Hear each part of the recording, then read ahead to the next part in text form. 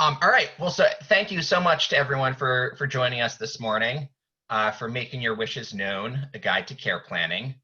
My name is David Griffith. I'm the Director of Programs and Outreach for the LGBT Elder Initiative. Also just wanted to thank Dr. Reeder and Kyle and Vicky and everyone at Cheetah and Philadelphia Fight for hosting this virtual HIV Prevention Summit. This is a great event every year, and it's been really impressive how you all have adapted to this virtual platform during a pretty unprecedented public health crisis. But I think it's really important that we're all still able to talk about HIV prevention, HIV care, and so thank you for having this platform to do that. So again, my name is David Griffith, LGBT Elder Initiative.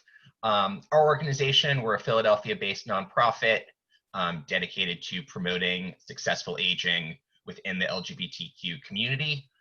We do that both through community education, as well as doing some work within the provider network to improve the cultural competence and sensitivity of providers who are working with older adults. One of the things that we do as part of our programming, we have a HIV and Aging Community Advisory Committee, which is a really fantastic group of individuals over the age of 50 who are living with HIV, who meet with us monthly to plan out HIV and aging programs throughout the year on topics related to health and mental health and emotional wellness, as well as looking at different ways that the community can come together and support one another. So we also do a program called Thrivers that's been temporarily on hold since COVID, but it's a monthly discussion group for older adults living with HIV to come together, share resources, share expertise, share knowledge, and build a sort of supportive community. And at the end, we have our website up there that has more information about all of these programs. So suffice to say that this workshop was submitted on behalf of our HIV and Aging Community Advisory Committee. So we thank them for their work. A couple members were also on the Prevention Summit planning committee for this conference. So I wanted to recognize that as well. I'm going to kick it over to Dr. Lee Antonio to give a short intro of himself. Hey guys, thank you so much for having me today. My name is John Lee Antonio. I'm a geriatrician and palliative care doctor at Jefferson University Hospital in Center City. I've been with Jefferson coming up on my 5th year as a faculty member in the Department of Family and Community Medicine. So super excited to be here. I also have been working with the LGBT Elder Initiative as a board member, I think going on a little more than 3 years, that might be right, which has been really awesome work. We've had some great collaborations over the past couple of years, which has been really special to us. Also, we're starting a, we have been doing LGBT focused competency training for our practices at Jefferson. So we're super excited to be a part of this today. And I will send it over to Keith, who, as an additional shout out, is his birthday today. So happy birthday, Keith. And give us a little intro. So I'm Keith Carter. I'm part of the Elder Initiative. I'm on the do the Thrivers group, as well as I'm on the advisory board. Do a lot of work with the Penn State Bar, which I was happy to join last year. And I'm also on the Ryan White Planning Council. I've been doing that for, 10 plus years, I'd say. And what really got me involved in all of this was I tested positive in 1987, so I'm a long-term survivor. I was 23 years old, and I'm 57 now, so that's 34 years. And I'm happily thriving with my life, and I'm happy to be here. So thank you, everyone, for attending. Great. Thanks, John. Thanks, Keith.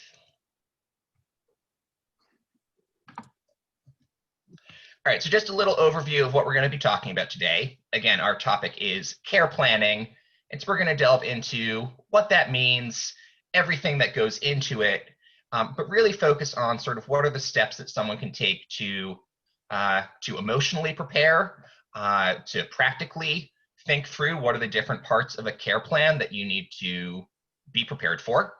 But to start off, we're doing this workshop as part of the HIV and Aging conference track. So we're just going to do a little overview of some of the research on HIV and aging, how that ties into the need for comprehensive care planning. Dr. Leantonio is going to talk through sort of what the healthcare system looks like in terms of end-of-life planning, how the healthcare system looks at care planning. We're going to have Keith give some examples from his personal experience, as well as other things that he's seen in the community and as a caregiver himself, as sort of a guide to care planning. And we're going to go through a lot of examples and a lot of the resources that are out there that folks can take and do at home to look at different types of creating a personalized care plan. So jumping into it, so we know at this point in time that the majority of people living with HIV in the United States are over the age of 50.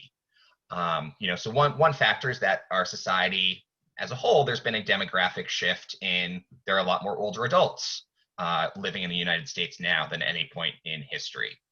But this is really more driven by the fact that with all the advancements in HIV care and medications, that people living with HIV are living long, for the most part, healthy lives. And so are living well into their 70s, 80s, 90s. But so it just shows that when we're talking about HIV care, we need to be thinking about aging. And on the flip side of that, when we're talking about aging and aging services, we need to be looking at issues of HIV as a chronic health condition affecting older adults, and making sure that the aging services network, the healthcare system, are prepared to effectively meet the needs of individuals living and aging with HIV. Just some of the data from Philadelphia. This is from the health department, ACO. The most recent surveillance data, 52.5% of people living with HIV are over the age of 50 in Philadelphia. An additional almost 20% are in that 40 to 49 range. So just doing some basic approximate math, that's over 70% of the city's folks who are living with HIV who are over 40. Important to note, and this speaks to some of the prevention efforts that are needed, that people over 50 still do make up about 17% of new diagnoses. So that does, again, underscore the importance of some targeted prevention messaging and testing for older adults. We know that there are many health issues that are correlated with age. That is to say that as someone gets older, their risk for certain diseases, certain illnesses increases. So take dementia, for example. Someone in their 80s is a higher risk of developing dementia than someone in their 60s. And so this is true for many illnesses. There are some where HIV is seen as an additional research factor, as an additional risk factor. And the research shows, so I listed some of them on this slide: cardiovascular disease, lung disease, liver disease, some cancers. Folks living with HIV do have a above average risk of developing these illnesses. But when we're talking about physical health, the healthcare system, different disease risk, it's important that we're making plans for how we would be cared for if we were to develop some of these illnesses, who we would want to be providing us with care, where we would want to be receiving that care, and from whom. And so we're going to talk about those things more as we get into the care planning segment of today's webinar. Also important that when we're talking about health, that we're talking about mental health. And when we talk about access to care, we're also talking about access to mental health care. With regards to HIV, there's an abundance of research noting that experiencing stigma, experiencing discrimination has an impact on a person's mental health. And that could be stigma based on HIV status, but also on race, on gender or gender identity, on sexual orientation, on age. So these are all contributing to someone's mental health, emotional well-being. To cite one study, this is the research on older adults with HIV 2.0 study from ACREA, which is a good resource on HIV and aging research. This was a San Francisco-based sample found that 62% of their sample of older adults living with HIV had been diagnosed with depression. 39% met the diagnostic criteria for post-traumatic stress disorder, and almost double that had showed some symptoms of PTSD. So we know that these are factors that we also need to be thinking about when we talk about supporting healthy aging in individuals living with HIV. And 43% of folks in that study reported being lonely. Loneliness is, again, something that is a bit correlated with age, that as someone gets older, their risk of becoming lonely increases. Research shows that support networks shrink as someone gets older. There may be more limitations on being able to travel, to make your way around the city, to get together with friends.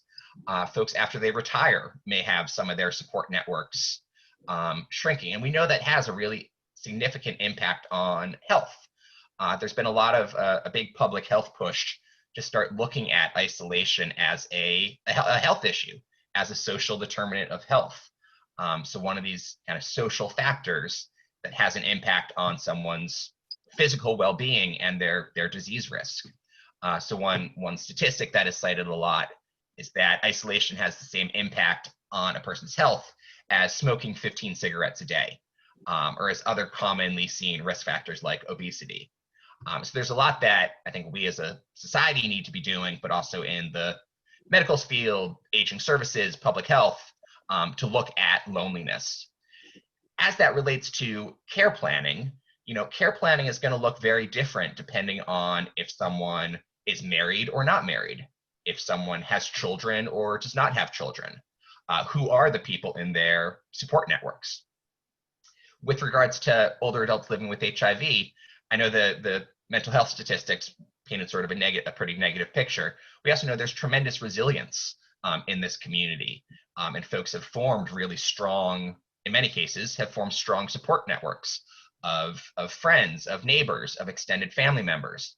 But these aren't always the networks that the legal system or the healthcare system are going to immediately assume to be the case. So there is a little bit more work for folks who are living alone or who don't have those familial connections to make sure that the people who they want as part of their care team, as part of their social supports, are in place. It also ties into caregiving. We know that 80% of caregiving in this country happens within the family. So grown children caring for their elderly parents, or grandchildren caring for their grandparents. For folks, and this is often true, especially in the LGBT community, where folks are more likely to not be married and not have children, there is a higher likelihood of having to rely on what we call the formal systems of care. So home care aides, going into a long-term care facility or a nursing home when it's no longer safe for someone to be in their home on their own. So that, again, it makes it really important that people are prepared to communicate who they are, what's important to them, what they want or do not want, who they want to be supported by. And that's all going to be tied into some of these aging care plans. As we segue over to Dr. Leantonio, so this is, if we were in a nice conference room in the convention center, this would be our little call and response small group discussion. But so I'm gonna, hopefully this works. If it doesn't, we'll just move on. But if you can, I'm gonna put up some words, and I just want to hear kind of what folks initially think of when they hear these following terms. And so if you can type these, since I know the chat is disabled, type a response in the Q&A box. So first one, what do you think of when you hear the term geriatrics? And if you want to go in the Q&A box and just type in a couple things, we're just curious to hear what folks say.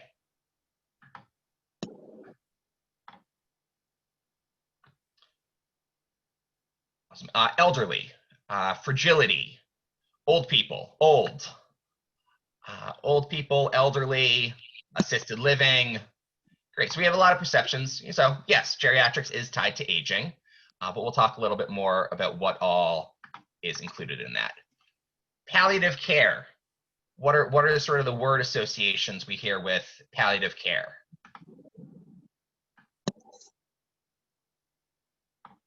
Someone said assisted living, sickness, pain management. Great. End of life. Can no longer care for yourself. Again, some things around pain. Great. Someone said death. In a similar but not entirely the same vein, hospice. What do you think of when you hear hospice or when you think about hospice?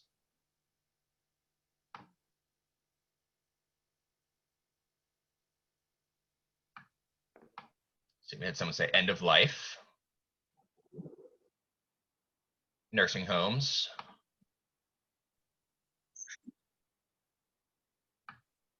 the last place that you live before you die. Again, more around pain, nursing homes, supportive services.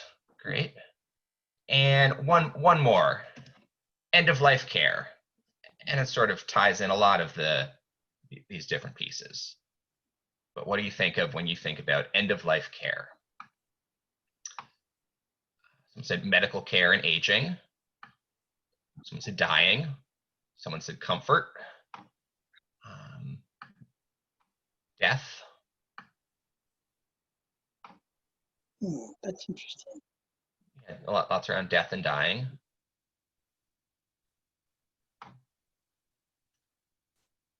All right, awesome. Thanks for that.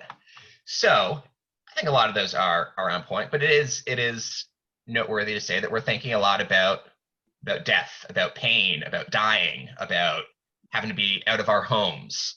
And so we're going to turn it over to Dr. Leantonio to talk through, from his standpoint as a geriatrician, what's included in all these things. So over to you, John. I have my work cut out for me. So for some reason, I chose a couple of specialties to work in that require quite a bit of explanation when I walk in the room. I think a lot of us come into hearing about geriatrics, coming in and hearing about palliative care or hospice. And, you know, our society is ageist. We all know this. And we also have a very adverse kind of reaction to hearing the word death.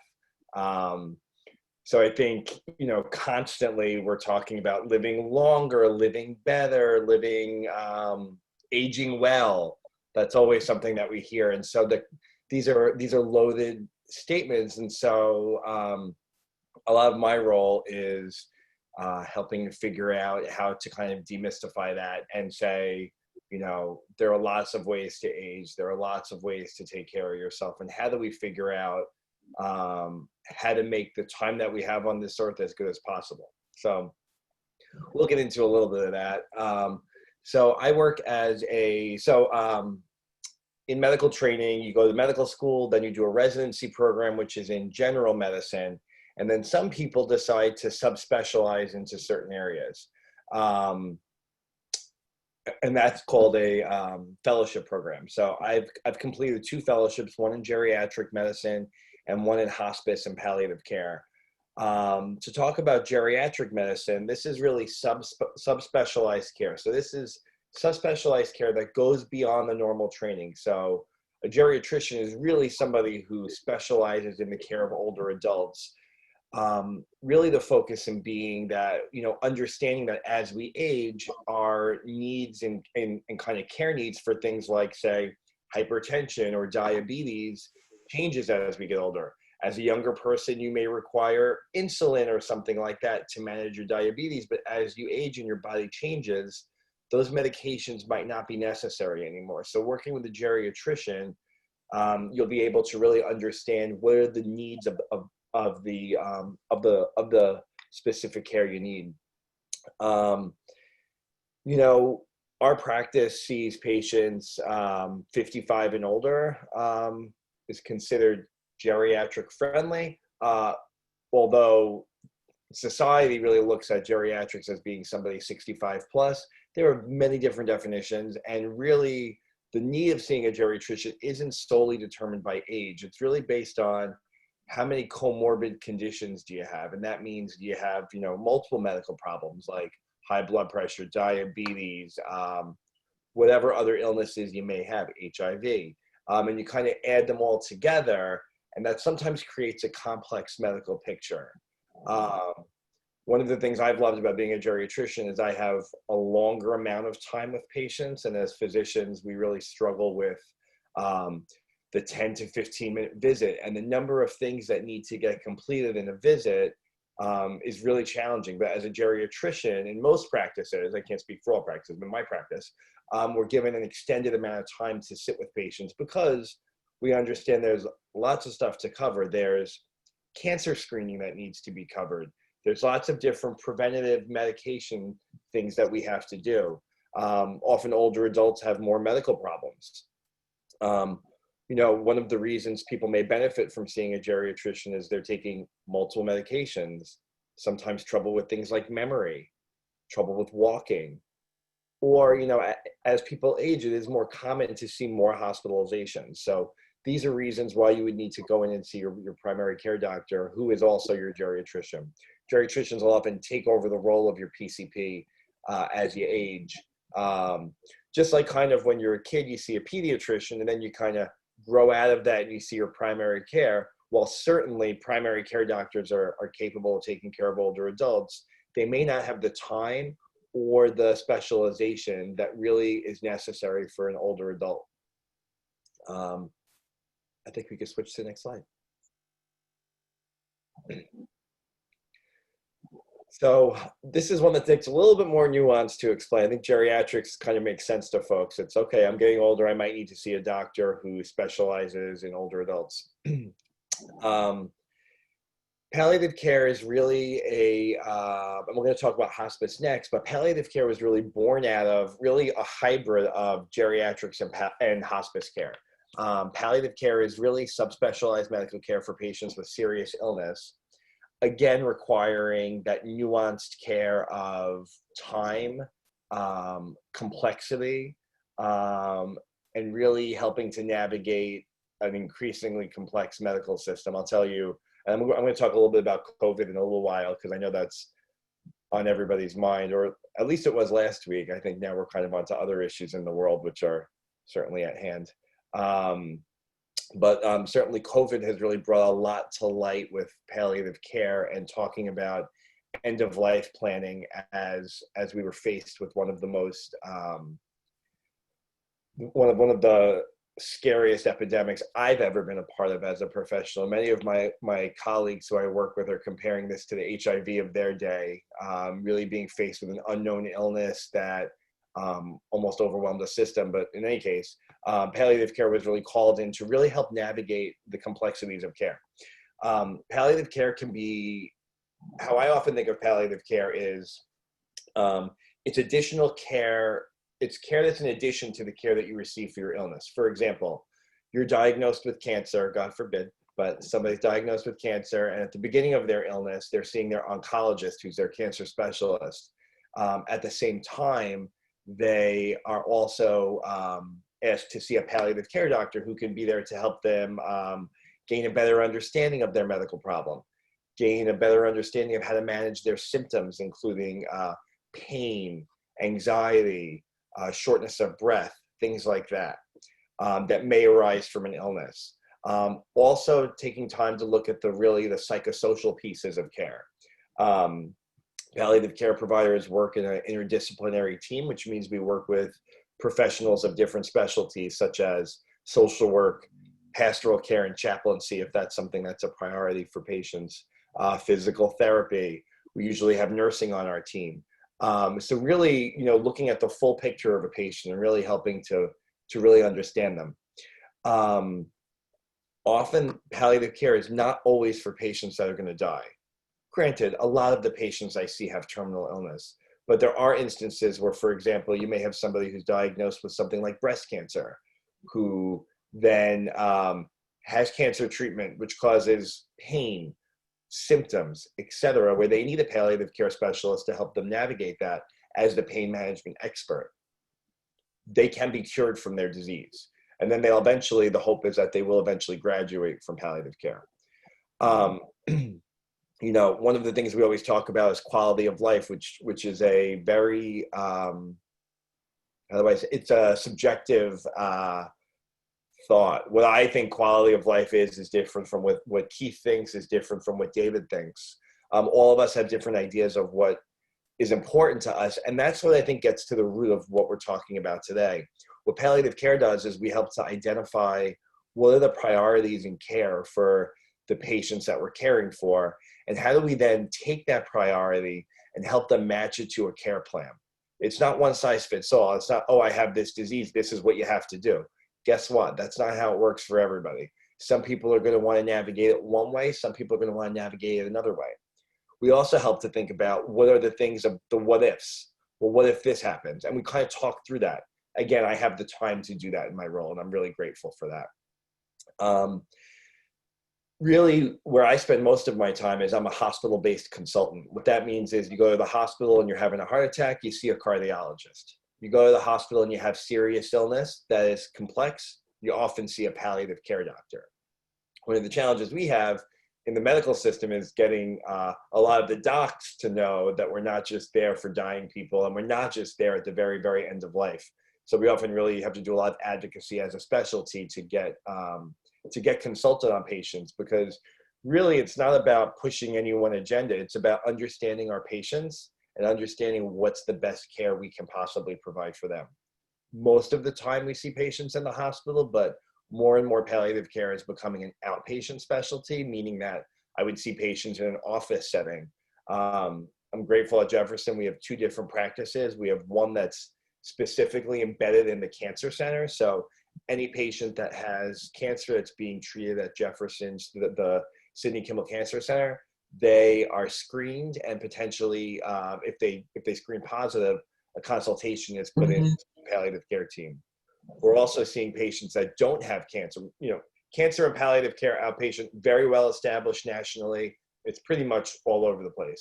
What we're trying to do is look at a different scope now, and looking at, in the outpatient setting, seeing patients with cancer, heart failure, end-stage lung disease, neurological conditions like ALS, trying to get patients with other illness who have not had access to this type of care until they're hospitalized. And often that's too late to have these conversations. That was a lot, sorry. Next slide.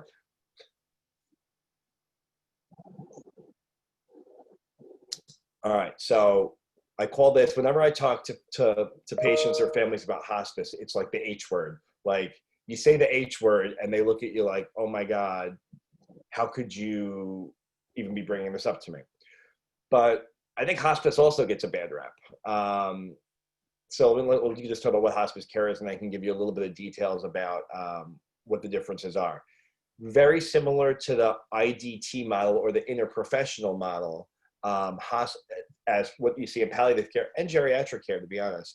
It's really team-based care where you have multiple professionals with multiple specialties providing care for patients and their families.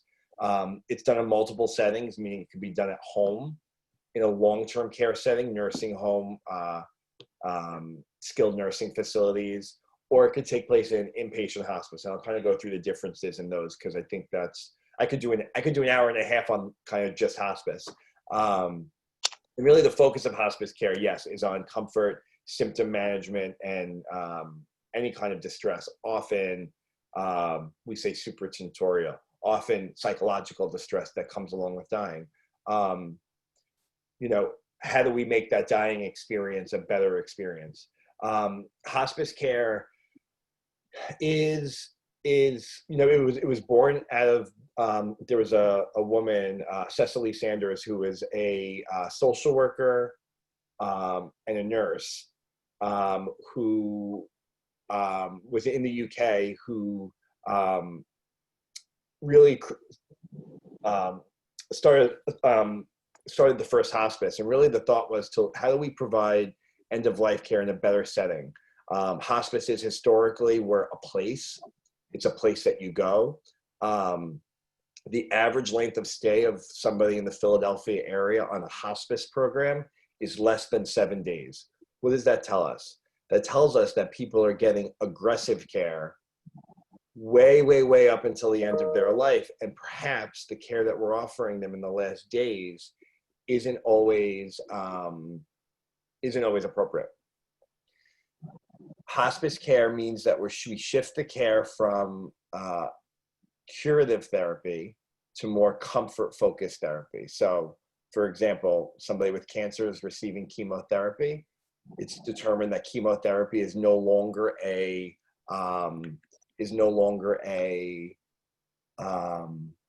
beneficial treatment for a patient. Then the conversation surrounding hospice care comes in. And why is hospice beneficial? You get care from the entire interprofessional team in your home or in a different care setting.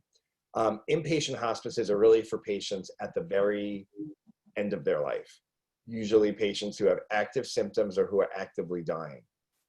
I have patients on home hospice who've been on home hospice for years. Medicare wants you to have a life expectancy of less than 6 months, but at 6 months, if you're still alive, we don't kick you out of hospice. That just means that you outlived our best guess. I have one lady who I'm thinking of who's been on hospice for 2.5 years.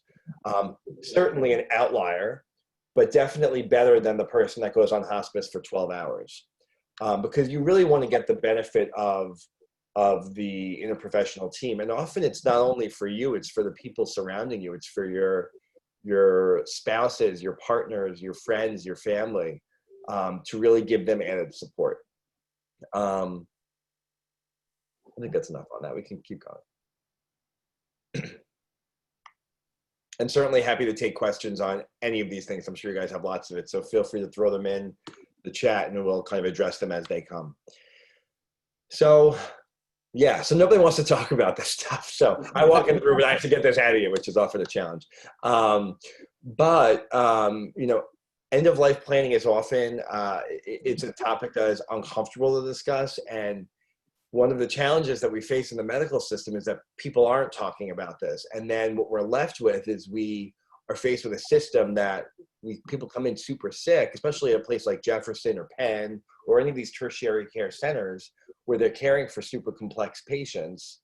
They come in with super complex illness and we don't know what they want.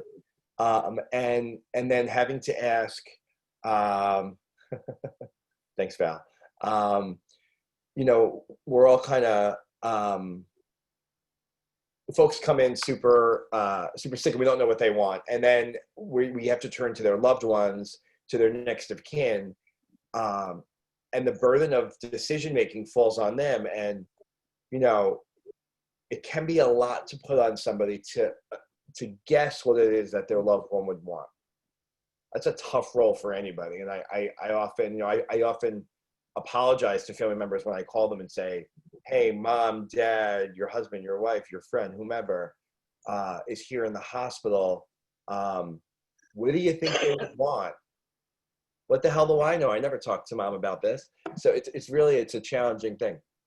You know, only 26% of patients older than age of 18 have an advance directive. Not great. More disturbing is you have patients in the nursing home setting. Something like, I think the latest number I saw in with COVID, there was a lot of discussion about this. Somewhere between 55 and 65% of patients in the nursing home setting have these documents. The nursing home setting, these are people at the upper limits of age or with the highest complexity of care. These are the most vulnerable people, as we saw was exposed with COVID, with the number of folks that were, you know, how kind of on the cusp they were to begin with, that simply getting hit with this virus really, really devastated the long-term care community. And we were left in a situation where we were scrambling to figure out what to do with people because there were not these, there was not this, this paperwork wasn't in order, if you will. And, you know, a lot of people are criticizing the long-term care facilities, and certainly there's lots we can do to improve things. These are facilities that are understaffed, that are not funded well by the government, that you have one doctor taking care of 100 patients in a facility, and they often have multiple facilities they're responsible for. You have nurses who have to care for about 30 patients, one nurse to 30 patients. It's a very challenging, challenging role. And it's almost like we set these folks up for failure. And I think that post-COVID, we may have a new way we look at this, because I think we're starting to realize, man, we need to do better here. Having an advance directive, what's that gonna do for you? You're more likely to have care that's more in line with what you would define as quality of life. People who have an advance directive are less likely to have more time at the end of their life in an ICU. They're more likely to die at home. They're more likely to die surrounded by friends and family. They're more likely not to receive what we call futile care. Futile care means care that is being done to you, but not for you, if that makes sense. It's being done just because that's the next thing we do, but not necessarily for you. And looking at the next slide, I think this might answer Teresa's question of what's the difference between an advance directive and a living will. An advance directive is essentially part of a living will. A living will is kind of a document that talks more about your medical stuff, and an advance directive is really just providing the directions in advance of you getting sick. It's a will you're making while you're alive, really about your healthcare needs. And it talks about stuff none of us want to talk about. None of us want to talk about CPR, breathing machines, life support, artificial nutrition. Like, do I want a feeding tube? How the hell do I know if I want a feeding tube when I need one? I don't know. But you have to get to the philosophical idea of what do these things look like and start the conversation. I actually think that the nuances of, do you want CPR? Do you want a breathing machine? I don't know. I often say that you can talk to the healthcare providers as things arise. The most important thing that you can do for your healthcare is designating a medical decision maker should you be unable to make decisions for yourself. In the LGBT community, this is so important, especially when you have political folks in office who don't necessarily prioritize the rights and needs of LGBT people.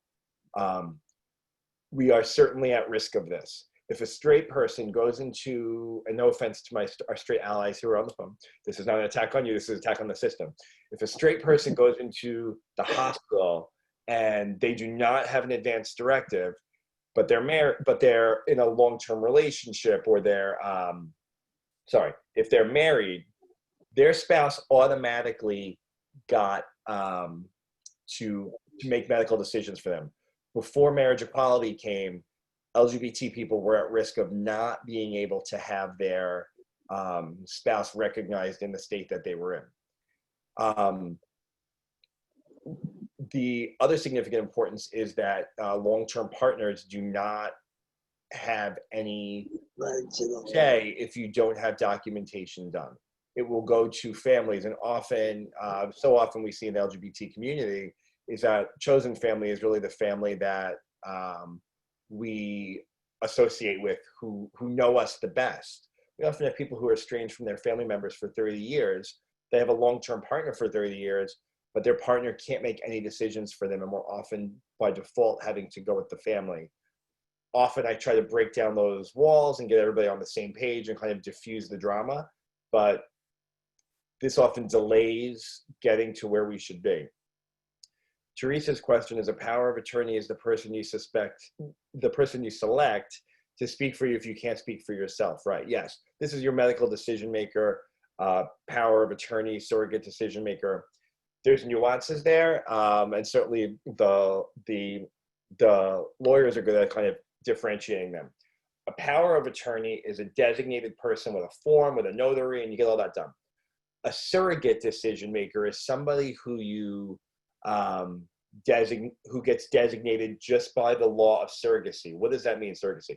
I don't pick somebody to make a decision for me. There is a next of kin surrogate decision maker list. It would go spouse, adult children, parents, next of kin family member, whether it be sibling, cousin, whatever, person who knows you well. So imagine in that list, if you're not married, the next person who would be in line would be adult children. Many LGBT people do not have adult children, do not have children. now you're looking at their parents. Well, what's the relationship with the parents? Are they estranged? Do they still have a relationship? It's complex. It can, as you can imagine, this can create lots of different issues. Marriage equality did change a lot with this, and why it's so important. But also, many LGBT folks don't want to get married. They don't necessarily feel the need to get married. They've been together for such a long time, and we see this in a lot of older adults. They've been together for such a long time. What's the point in getting married? I have to go to City Hall for what? No thanks. So they don't do it, and then this is the reason why we need to have paperwork done. And so if the one thing you take away from this whole thing, and we're going to have some resources for you guys to really help you fill this out, is designate a medical decision maker, get it in writing, give a copy to your doctor, give a copy to tell the person, by the way, who's making the decision. That's one of the things you got to tell them. That often happens, like, hey, I'll call somebody, hey, you're so-and-so's medical decision maker. They're like, I had no idea. Like, okay, you probably should have talked about this before we got here. So the thing, you're going to fill this out. You're going to give a copy to your doctor. You're going to give a copy and let the person know who is to be that person. Hey, Steve Carson. I know Steve Carson. Steve has a question that says, I have power of attorney for my aging parents. When and how is that activated? My mom is not able to make her own decisions. My dad is competent and aware. So for now, he can run things. If when that changes, can I begin immediately to make needed decisions? Can decision-making be returned to dad if he gets better? Yeah, I often think that this is a good questions. I think this is a dynamic thing. And to Teresa's next question, it goes right with this. Can you change your documents, such as living will, power of attorney, and my advanced director person? Yes. All of this stuff is fluid. It can be changed, and it should be changed over time, because we as people change over time what we consider to be important. So these things definitely can be changed. Stephen, your ability to be, when somebody loses the ability to make decisions for themselves, this is when this would come in place. Sometimes it's when people are in extremis in the hospital and they're super, super sick. Sometimes this is when people have cognitive impairment, such as things like Alzheimer's, or they have a stroke and they're unable to make decisions for themselves. And this would be really important. This would be really important to have those documents in place when that happens. While dad's there, certainly I think having dad be able to kind of triage these things, including him in these discussions. I often think these things are family discussions. These are family decisions. And it sounds like you have a really good relationship with your family. And so I think that that's a great way to bring folks together and say, hey, let's work on this together. And certainly, it could be returned. I don't think it's often like cut and dry of who's in charge and who's not. I often think shared decision-making is the way to go. Uniqua, I hope I said that right. You asked a question, can you have a medical decision maker in the living will that is different from your POA? Can get tricky when you have too many cooks in the kitchen, if you know what I mean. I often think, picking that one person who's the point person is really important. We'll sometimes get in a situation when you end up having, it's like the United Nations. You have a council of people of like 20 people making a decision. And we know how that stuff goes. It doesn't always go well. You need to have really one point person who knows, who could speak on your behalf. That's how I recommend that. Jeffrey, how can you assist aging parent in a facility with dementia? Advocacy, advocacy, advocacy. I think that getting to know the medical director, getting to know the staff, and really making sure that, as illness progresses, that you're able to that they're able to have their needs met, whether it be nutritionally, physically. That's a big way that you can assist them, making sure that, you have this documentation filled out. Do you want mom or dad not to have a breathing machine at the end of life? Make sure that paperwork's in place. That's probably a really big thing. Make sure that they have access to those documents. One of the big things you can do if they're in a facility and you don't want them to go back to the hospital is something called a do not hospitalize order.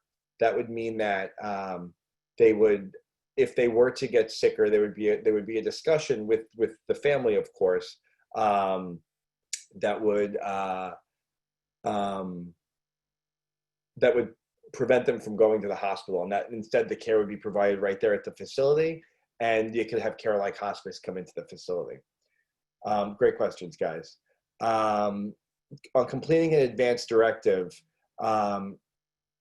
this is often one of the things that kind of grinds my gears. Often these things are filled out with lawyers when completing their wills for property. I am not a lawyer. I don't know anything about property, about how to designate, make a trust, this and that and the other thing. I do know healthcare. I work in the ICU every single day. I see people, I work in hospice settings. I work in long-term care settings. I see people at the end of life. I see people as they age. I think there is a significant importance in discussing your advance directive with a physician.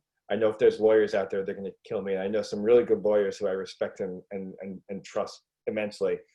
However, I do think that there's something to be said that physicians, any of these folks, your primary care, your geriatrician, your palliative care doctor, your cardiologist, your oncologist, any of your doctors can really talk to you about what this is and why this is so important to complete. The AIDS Law Project is a great resource. Again, that's more on the lawyer side.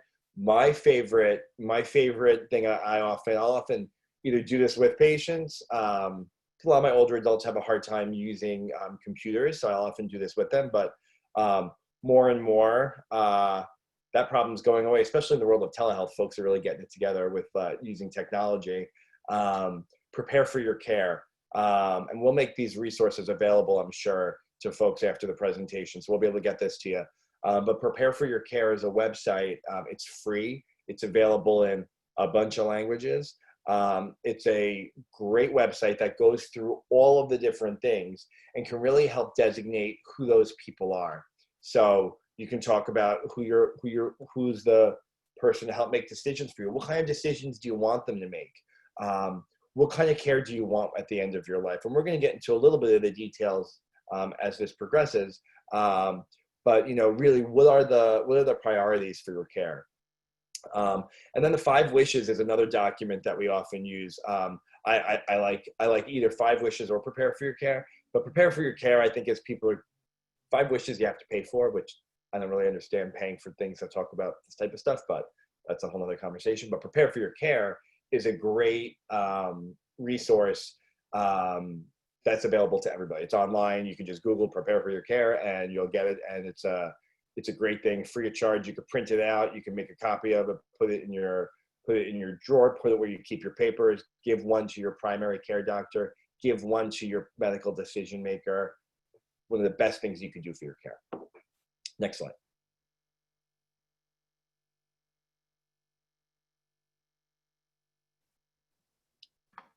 All right, so this one goes, we're going to kick it over to Keith now to come in for this one. Hello, everyone. Once again, I'm Keith Carter, and I'm one of those people that's over 50. I'm 57 today, long-term survivor of HIV.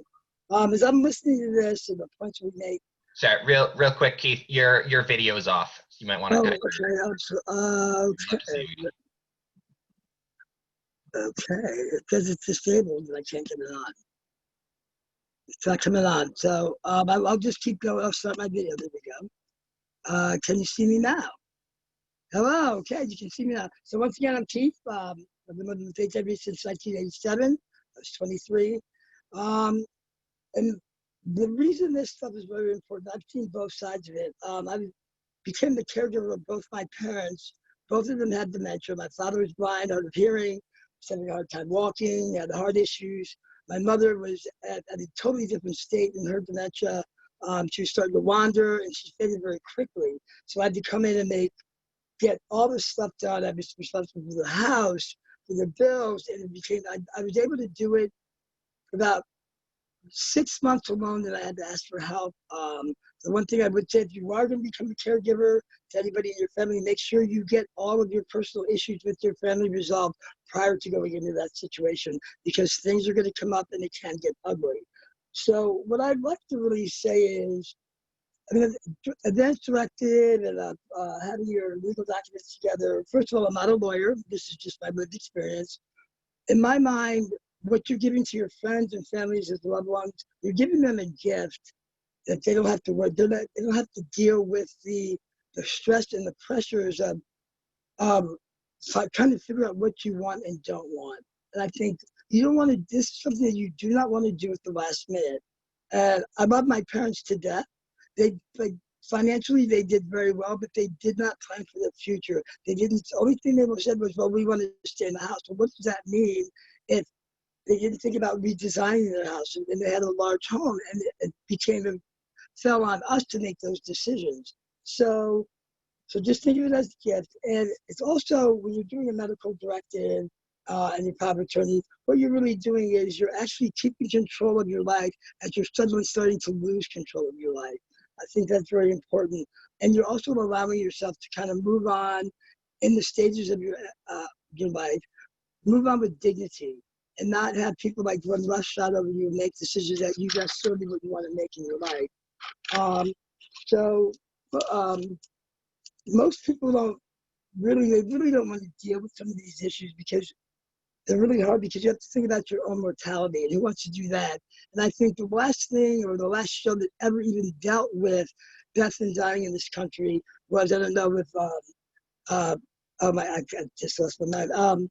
It was the 6 Feet Under, that's the show, 6 Feet Under, where they actually talked about some of these issues, but that had never been done ever before on television. It was a great series. So if you haven't seen it, I suggest you watch it. We also had like this, in my mind, we don't want to talk about this stuff because we had like this Peter Pan syndrome. We think we're going to be young and pretty and live forever, not have any problems. Well, I'm here to tell you that doesn't last. I used to have teeth. I don't have teeth anymore. I used to have a body. I don't have a body anymore. So what I'm doing is I think I'm aging gracefully, even though I have a big belly. And it's better to do these things now than to do them later. It will be, it's much better. You can't, people want to avoid these things. And I know like what you always hear is, oh, you're going to live forever. God is going to take me when he's ready to take me. Well, that all sounds good, but what happens if you get a situation like with COVID that just totally rocks this and all of a sudden you're in a situation and it's an emergency? You don't want to wait till the last minute because that's not going to help you or your friends or your loved ones. So I would suggest that you do go and kind of start to talk about some of these things to make that transition for you and your family and your friends so much easier. So the other thing that I also had to think long and hard about when you're doing this stuff is when you're picking out someone that's going to be your power of attorney and speak on your behalf when you can't, you've got to think about picking a person that come hell or high water, you might fight, you might fuss or fight, you might not get along, but at the end of the day, that person is going to be there in your corner and be there, and they're not going to go run away because you said one thing to them or you just had a difference of opinion. It's got to be a very, very strong person. For myself, I have my roommate and friend who's my ride or die. His name is Dave Ganna.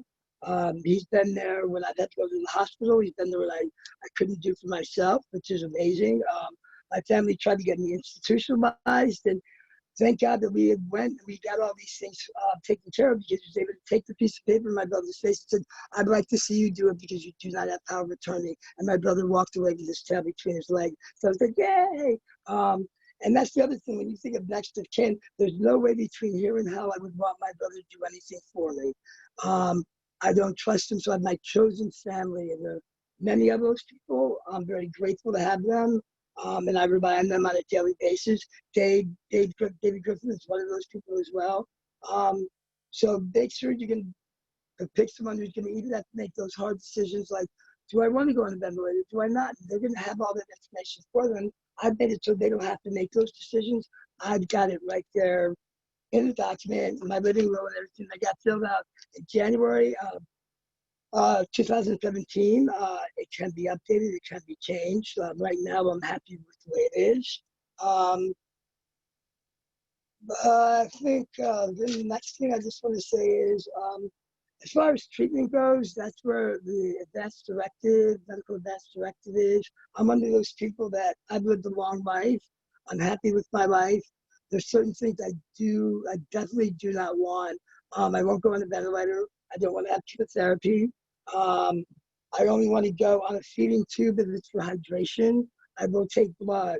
But besides that, I don't want to I don't think I have another hell in me. I've gone through a lot. I've had seizures from brain trauma from being attacked by my brother. Um, I had to recover from that. I've had anal cancer twice, and I just don't think I've got it in me. That may change in a year from now, may not. Um, but I'm comfortable in that decision, um, and I hope everybody takes the time to really make these typical conversations, have them now because COVID has changed everything. You're gonna have to think about it. If I do get, we do have another pandemic, do I want to go on a ventilator? In this situation, I don't know whether I would or not. Because what happens if I'm in a Catholic hospital, they might not take me off of that ventilator. Um, that's why I don't want to be on a ventilator at all. And you have to be comfortable with that because I've looked at my parents' side. My father recently got COVID-19. That was very difficult for me because I'm away from the situation now.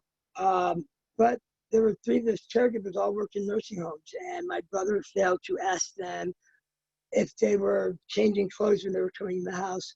Were they definitely making sure that they were wearing masks and gloves? And when I started asking those hard questions, they weren't.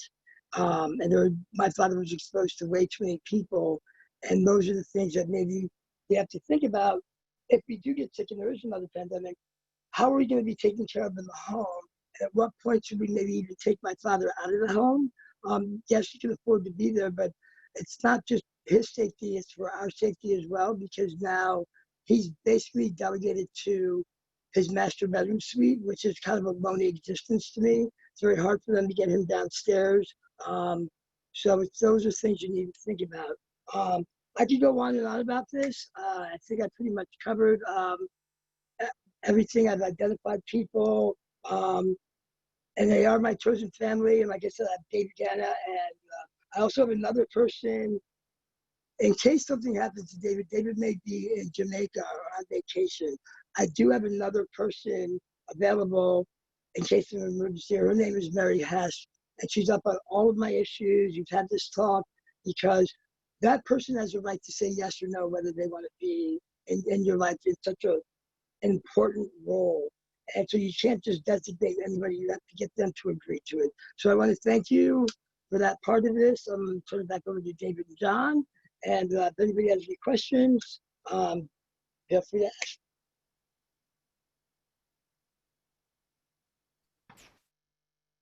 Awesome. Thanks, Keith. I think I probably covered a lot of this stuff previously, but, as a healthcare provider, it's really important to know what's important to somebody if they get really sick. I do want to make the point that the right answer isn't always doing less things. For some people, it may be, dialysis is okay. I am okay with a ventilator. I'm willing to accept that. And so I think that's really important to know that there's more, there's not a one size fits all for everybody. As we just talked about, medical systems are really bad at learning who we are as people. The hospitals are busy. We are seeing a ton of patients. It's really hard to find I always tell the students I work with, the residents I work with, that's a person in the bed, treat them like you would somebody that you care about.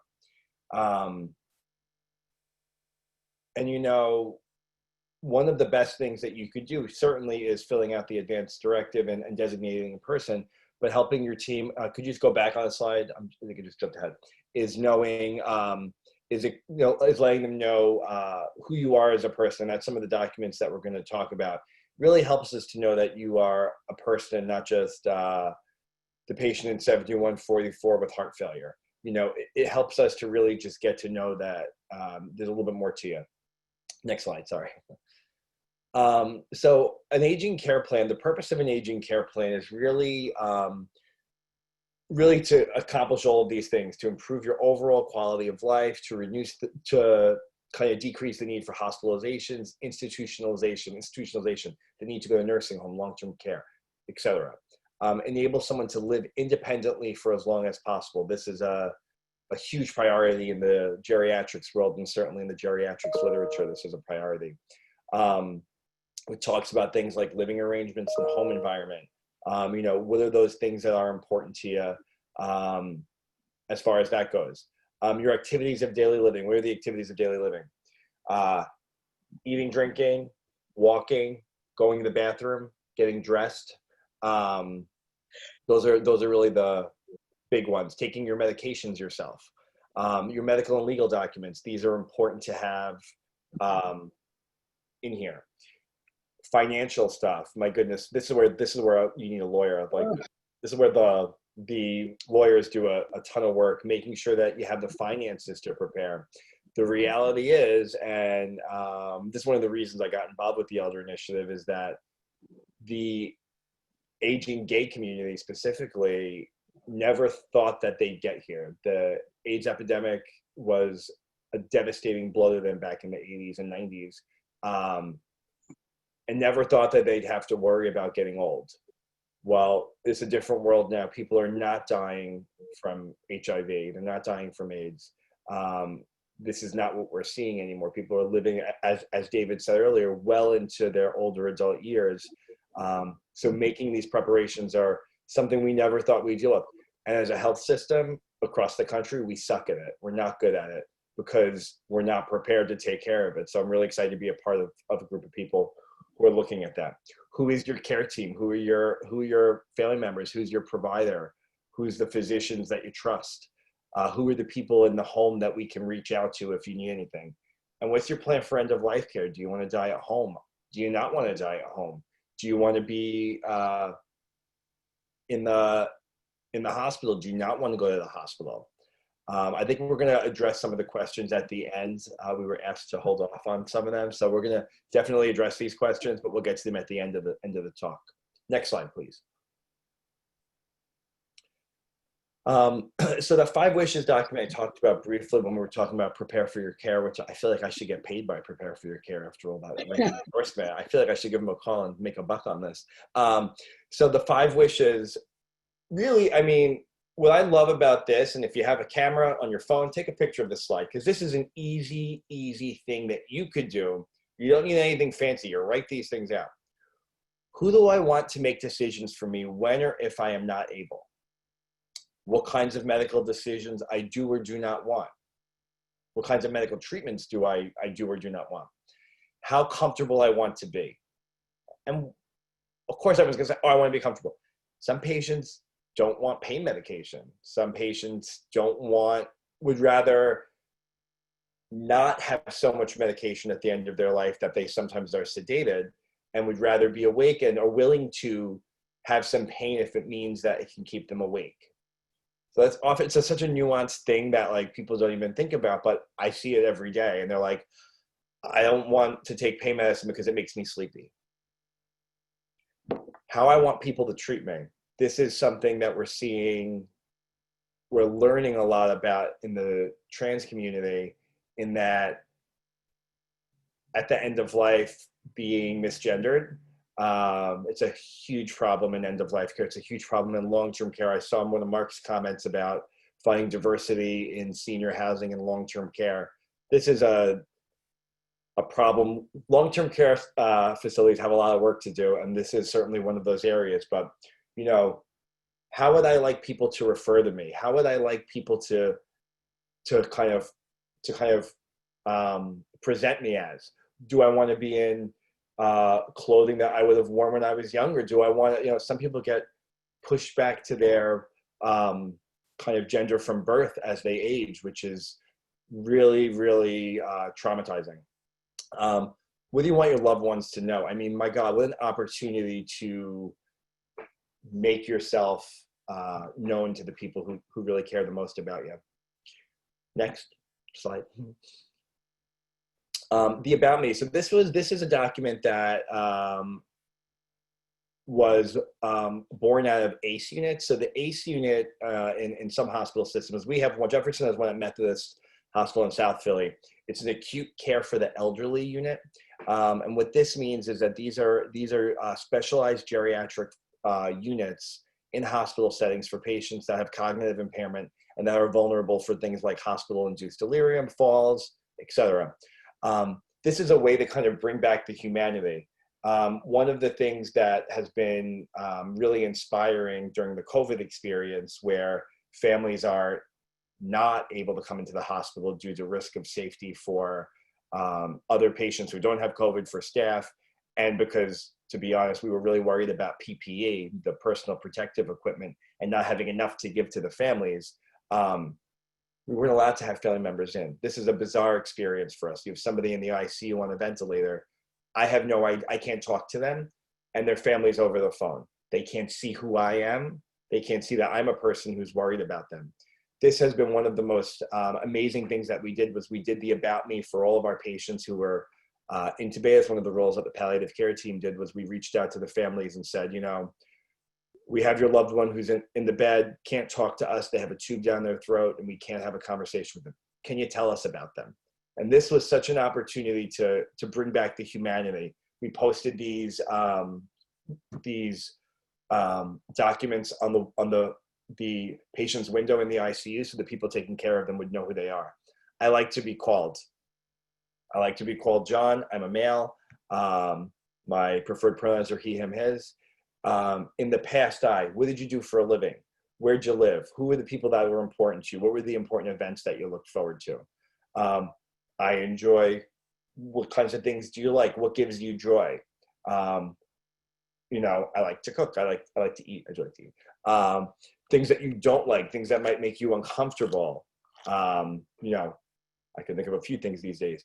A typical day for me could include, you know, what are the things that you do every day? Do you call your friend? You talk to your friend on the phone? You like to have a cup of coffee? You know, for somebody who has cognitive impairment, who can't make their needs known, my God, if I knew that somebody likes a cup of coffee, that's an easy thing I can do to make their day better. You bring them a cup of coffee. I know that so-and-so always has a cup of coffee in the morning. Who knows you best? That's tremendous. And a photo of them, you know, sometimes seeing a photo of somebody when they're not sick, that's powerful. Next slide. And so this was one, I'll jump in and just say, again, in our convention center conference room, we're going to give these out and have everyone do one. Instead, we're going to include the link on our resource page. But Keith did volunteer to give just a short kind of run through demo of what this would look like for him. So we're going to have Keith do that, and then we'll move into the Q&A. So as Keith is doing this, you can also get your questions in the Q&A box. But over to you, Keith. So, what do I like to be called? My name is Keith Carter. I like to be called Keith. I go by the pronouns he, him, his. I think that's important. In the past, I guess the second one is, in the past, I was an age group swim coach. If you want a little history about me, I worked for Bristol Myers Squibb. I used to live in New Jersey, used to live in Illinois, and now live in Pennsylvania. I'm a big sports guy. I love my sports, especially tennis and figure skating. Go Williams sisters. Food. I like salmon, chicken, but don't give me cheese on anything. I'll eat chicken parm. I'll eat pizza, but please don't give me a cheeseburger. That's the worst thing you can do for me because I will not eat it, and I don't like my food to touch. I had food issues as a child. I enjoy watching like tennis. I'm a big sports guy. I need my TV with sports channel, like the Williams sisters. I enjoy figure skating. I also get into bull riding for whatever reason. I don't know, like that. I like a lot of politics as well. When I'm kind of over TV, like I have with all this stuff with COVID and that guy 45, El Cheeto, I will go into my room and Lattes probably gets annoyed, my roommate, and I listen to music, and it can be anywhere from opera to dance music to rock. So I have a lot of variety of music I like to listen to. This is kind of weird, but it's made me think about those things. I think where am I, David? I think I'm at, I think my typical day is, right now my typical day is to make sure I take a shower every day. One of the things I do at night is, I don't like to be around a lot of people because of the virus. We've had a 1 in 4 infection rate with the virus here in South Philly where we live. So I go to make sure I take a shower and go to the Acme about 7:45, 8 o'clock at night. There are less people. But the most important thing is don't get complacent and not take a shower. You might offend some people. And I think the last one, who knows me best? The guy in the other room that's here in this apartment probably knows me best. He's the Roger die guy for me. He knows everything about my family history, what happened to me as a child. He knows everything, and my friend Mary knows everything about me. I think some of the people like David Griffin knows kind of my personality and who I am, and I depend on those people. But I have a slew of guardian angels in my life that I'm grateful for. And this has really made me really appreciate having that. So I'm grateful for doing this. And before I start crying, I'm going to turn this one back over to David. Thank you. Thank you so much, Keith. And so I just wanted to point out also with something like this is, and I'll include the link of where you can find a blank one. But this is something that someone can print off at home, fill it out, and give it to their doctor. This is not a legally binding document. This is not an advance directive or a living will. But this is just, as John was saying, the more information that the medical system can have about you and who you are and what's important to you, the better they will be able to meet your individualized needs. So in Keith's case, and it might not always be possible in a hospital room or long-term care, but to be able to put figure skating on the TV, or to have some opera music playing in the background, even if you're not able to communicate to communicate at that point. So again, this is another resource that can be utilized. I'll leave this resource page up as we go to the Q&A, but just to mention a couple of these. This first one, the All About Me from the Alzheimer's Association, is the one that we were just showing. Their site, they have a blank one that you can download and print off, fill out. Prepare for Care, that's the one that John was talking about. And I'll mention again so I can get a royalty payment for that.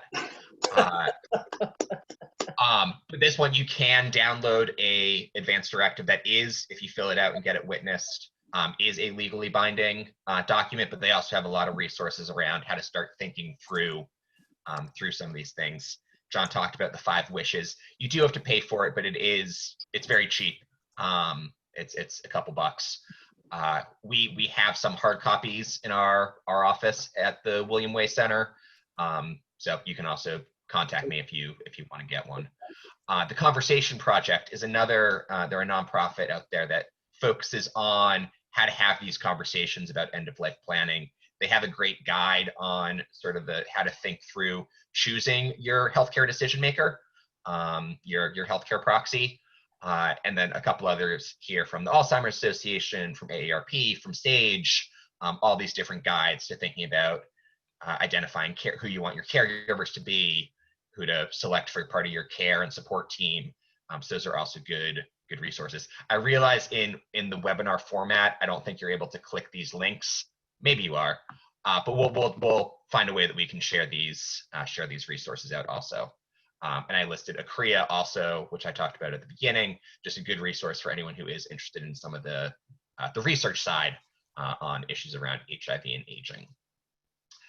So I think we can move into the Q&A. I here included our website for the Elder Initiative, also included the contact for the Pride program at Jefferson Geriatrics, which is the LGBTQ initiative in the geriatrics department there that Dr. Lee Antonio is involved in.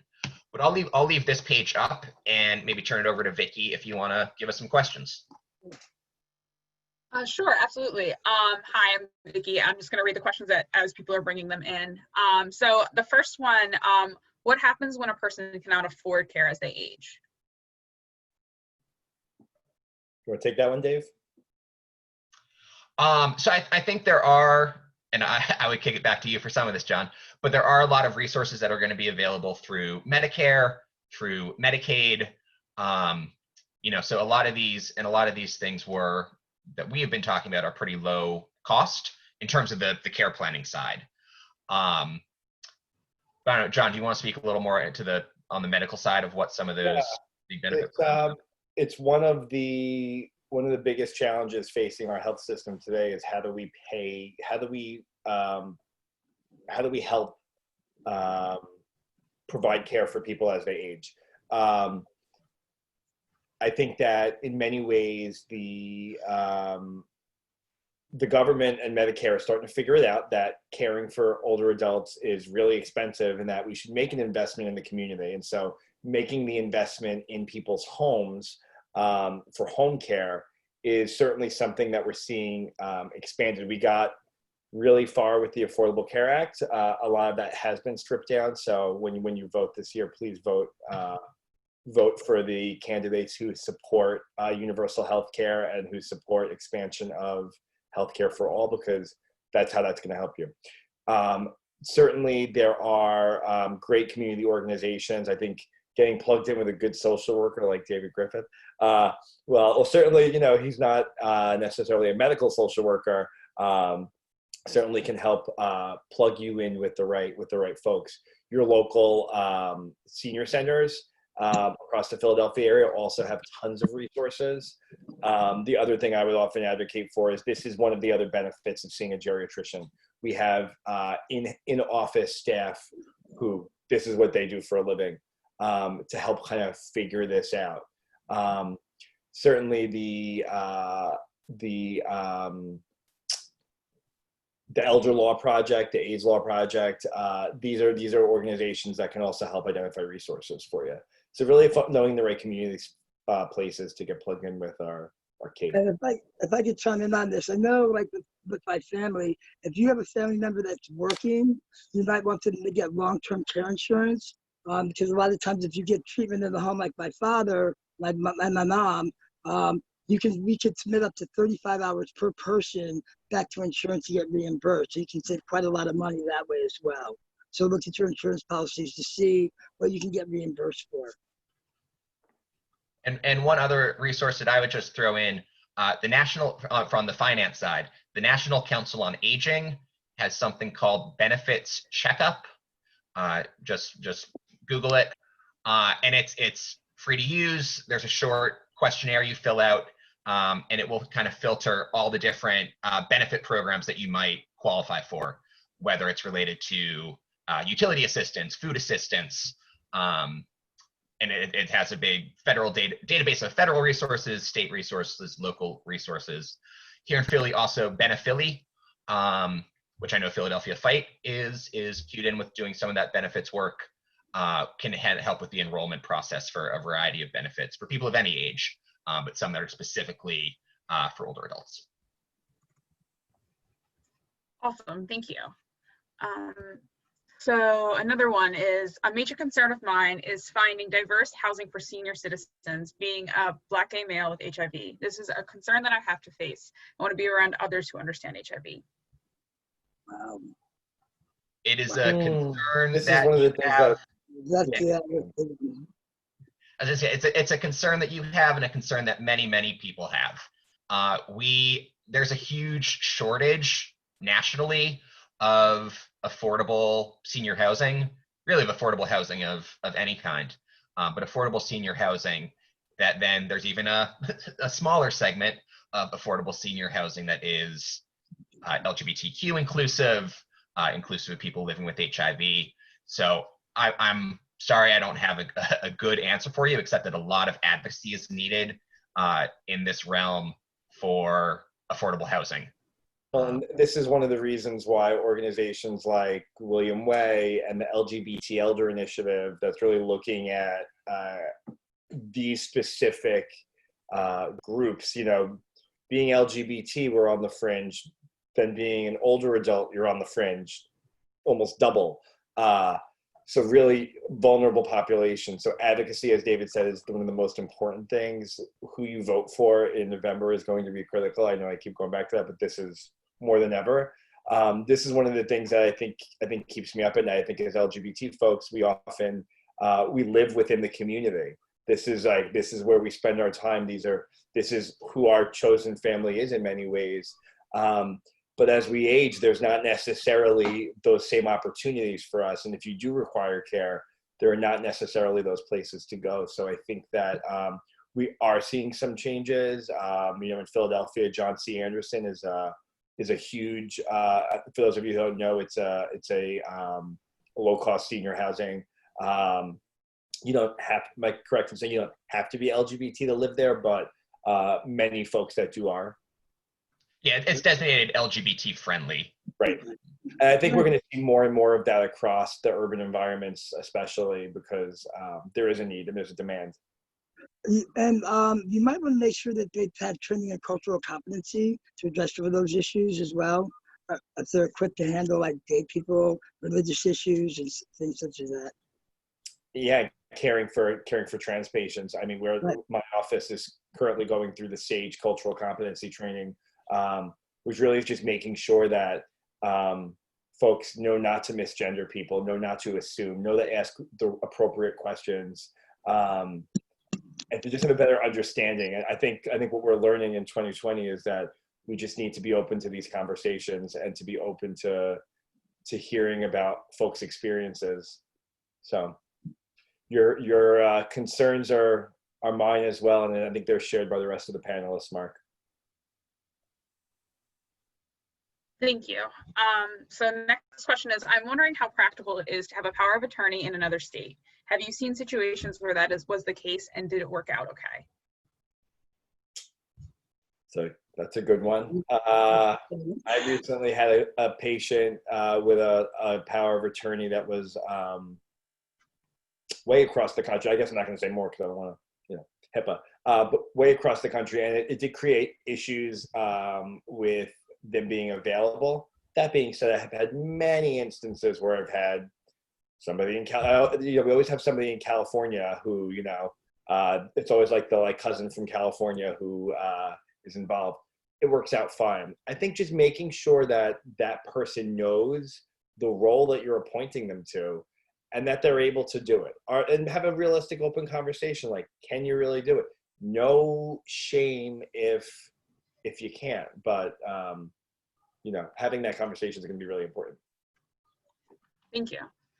And then this one's not a question, but it's more a statement. One participant said that the AIDS Law Project does all documents for you for free. Yes, they do. Yes, they're a wonderful resource. AIDSlawPA.org. They're right in Center City. So yeah, we definitely recommend them. They can do some of the documents that we were talking about, as well as others that go into the finances and financial powers of attorney stuff that we touched on. Go into it. Yeah, I had all of my documents done at AIDS Law Project. It's a very easy process. They have some of the things that John had mentioned about like the 5 wishes. They go through all that with you, and within half hour you have a legal document, and you can walk out and they give you copies, everything. So yeah, I suggest you go there. They're a great resource. Awesome. Thank you. So we have another question. Questions. I think one of the thoughts was to have the questions go in the Q&A box. I don't think we're able to answer people raising their hand. Sorry. Oh, you're fine. Yeah. We actually have another question. So one person says, I am HIV positive and also live with severe anxiety and depressive issues. What resources are available to help people like me as they age, and not just treat them medically, but make sure providers are confident about mental health and linking us to peer resources and community inclusion?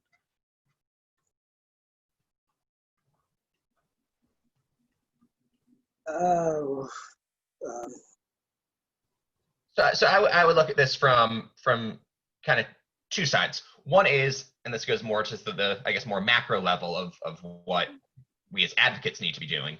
But John mentioned SAGE as a resource that does a cultural competence training. A lot of healthcare systems have their own LGBTQ inclusive training programs. So there's more that needs to be done on the provider level to make sure that the providers who, going through medical school or going through a social work program or a psychiatry degree might not be getting a lot of direct training on LGBTQ competencies and issues of HIV, but there are training opportunities that are out there. To flip that around, that is something also on the community member side when looking for providers, to look through, what is this healthcare system. So to mention John's, for example, where they have this Pride initiative in their geriatrics department now. that's an indicator that that is somewhere to go as an LGBTQ person, where you're going to get a more inclusive level of care. So that's also something that when searching for providers, you can always ask, or look on their website at what, are they talking about service to people living with HIV, to the LGBTQ community. It's something also, if you have a case manager, that hopefully your case manager would be able to link you to mental health resources that are inclusive and aware of issues related to living with HIV. Keith or John, you have anything to add to that? Well, I think I go to University of Penn for my treatment, and I'm fortunate enough to have it where I get kind of one-stop shopping there. So I see Ian Frank, and then I also see Bryce Carter, who's my mental health provider. So I was fortunate, but the problem is that we have a big shortage of mental health providers, not just for mental health for HIV, but for all mental health issues in the city of Philadelphia. I don't know what the answer to that is right now. You may have to wait for some mental health help, but it's coming. But just try to hook up with maybe like Philadelphia Fight or Mazzoni or someone who does offer some treatment for you. That's about all I can really say about that. And your physician could refer you to someone as well. And maybe that can get you in a little faster. I know that was the case. I was fortunate enough that Ian was able to get me in to see Bryce rather quickly because it's kind of like a team there. So I think to David's point, just knowing how to find those LGBT competent folks like Sage. GLMA is another good one, the Gay and Lesbian Medical Association. They have a really good directory that can help identify good resources. We're really lucky in Philadelphia to have Mazzoni Center, which is in the community, Philadelphia Fight. I mean, we actually have quite a few healthcare organizations that are culturally competent and are providing this care. So I think that we are very lucky in many ways. And at the city level, community behavioral health yes. also has sort of a centralized intake to connect folks with low cost services. CBH.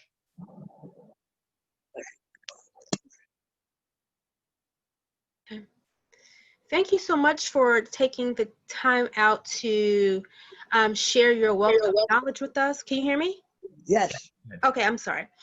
So for the sake of time, it is actually 10:30, and I want to first thank our presenters today for presenting such thorough information. And I'm especially appreciative of how you differentiated the varying terminologies that's often associated with palliative care. So thank you for that. And it's for also normalizing people's experiences, Keith, via your own experience, and also offering resources. I think resources is wealth, if you will. Wealth is your health. And so I think having those resources would definitely improve someone's ability to access the things that they need to also contribute to their care planning. So thank you for sharing all of those resources that you have.